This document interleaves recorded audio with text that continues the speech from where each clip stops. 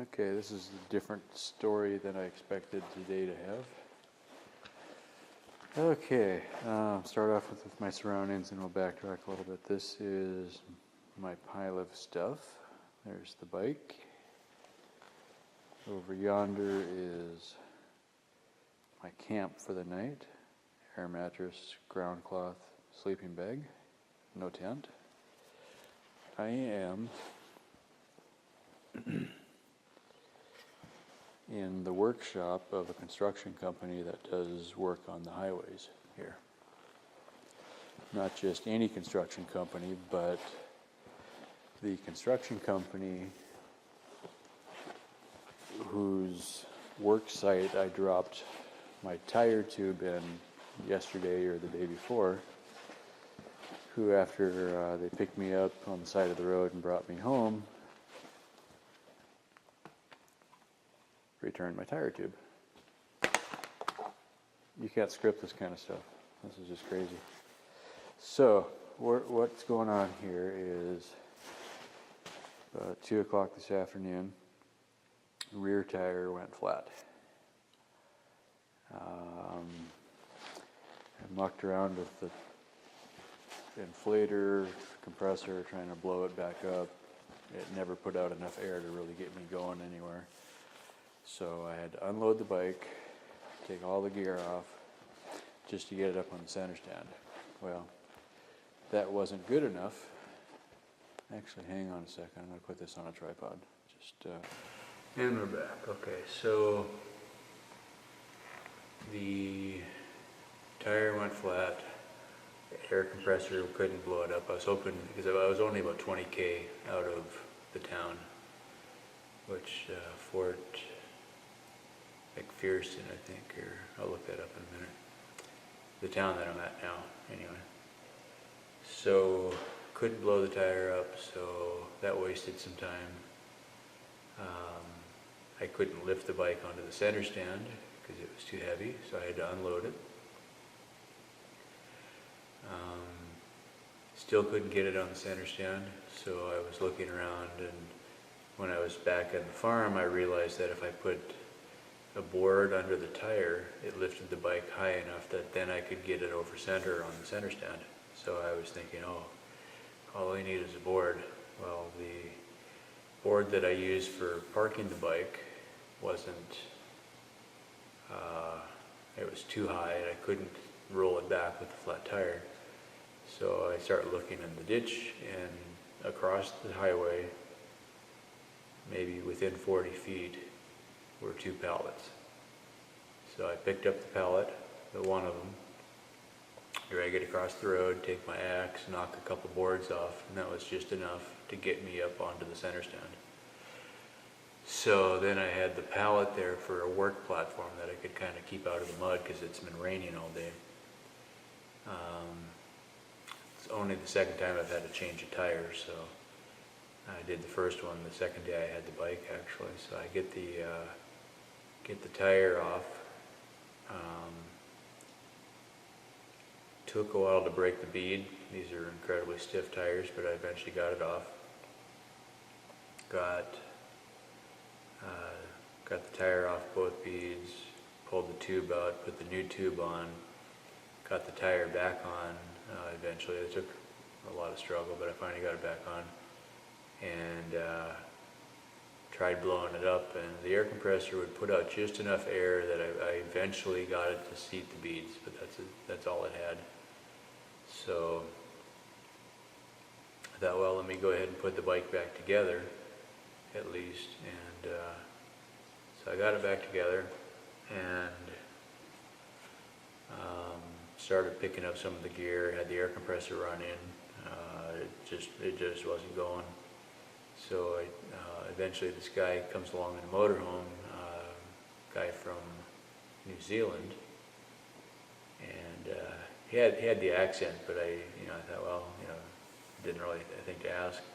And then I noticed his hat had a big kiwi bird on it, so then I realized he was from New Zealand, so I started talking to him a little bit about that. And so he had a better air compressor, So we were able to get the tire up to about 20 psi, which was almost enough.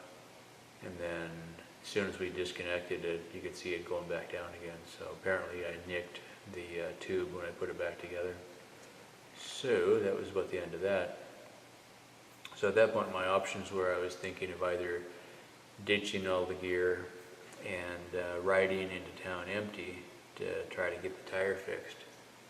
And while I was picking up the remainder of the gear, I figured, well, the bike's been running for a while, I can shut it off and restart it.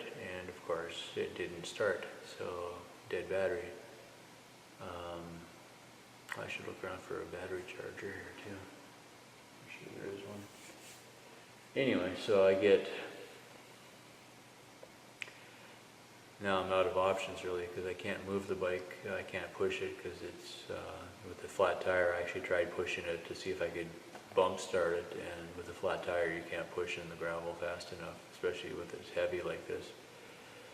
So I pushed it about 20 feet and that was about it. So then I had to move all the gear again because it was too far away. I would like to keep it all together.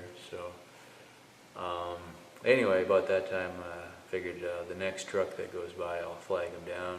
And so a pickup comes by and I flag him down and asked if he could ask anybody in town if there was any tow truck or something available to get me into the town. And I figured either drop me at a garage or drop me in a campsite. And I think now if I took it apart again with the original tube, I could patch that and take my time and get it together, and I'd be okay. Anyway, so that was, it probably was an hour later, the guy I talked to came back and told me that he had found somebody, and I'll have to get the name of this company, J&T Construction or something like that.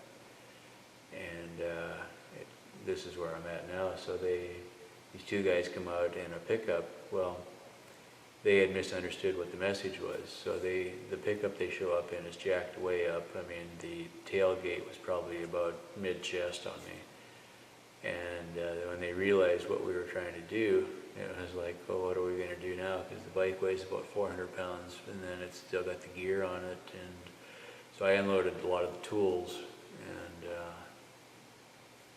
they were like, oh, well, we pick up 800-pound snowmobiles all the time. So we flagged down another truck, and a couple more guys got out, just guys at random. And so we were able to, we had a pallet. We took one of the pallets that I had and made a sort of a ramp up to the hitch at least, and lifted the front up, and then just heave-ho, and we got it up and over, and just laid the bike down on its side and up against the side of the truck, and then picked up all the gear. And these guys were just amazed at all the stuff that I had on the ground there. And we just put the pallets back in the ditch where I found them, and so they hauled me back in here, and talked to a couple other guys, and they're like, oh yeah, sure, you can just camp here in the shop. So ironically, one of the worst days on the trip, I'm finding myself in one of the safest environments that I've been in. You know, I'm locked in a shop. I've got shop air. I blew up the air mattress with the shop air. Had to be really careful not to explode it. So before it got quite full, I finished it with the hand pump. So tomorrow I will pull the wheel off again, and I use most of my own tools, but they've got a couple lifts here I can use and stuff like that. Should make it a little quicker. And take my time and patch it right, and we'll be good to go. So by my watch, it's almost, actually by local time, it's after midnight. So they said they'd be in here by 9. And so I think what I'll do is I'll use my phone and set myself an alarm and wake myself up at 6 or so, and get this going.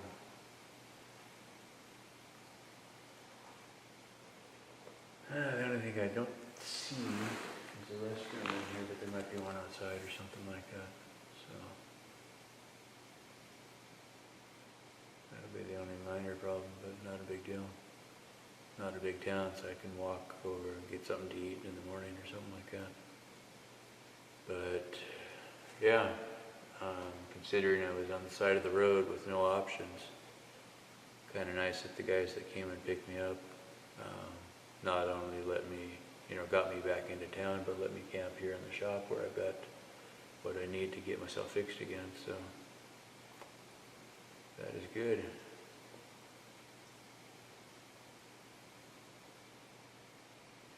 So for now, I think I'm pretty tired. I am going to plug in some of the cameras. I see they got plug-ins here, so get things charged up for once, and that'll be a good thing. Good. Okay. That's the end of that. Maybe more later. Oh yeah, and it's dirty outside. Okay, that's all.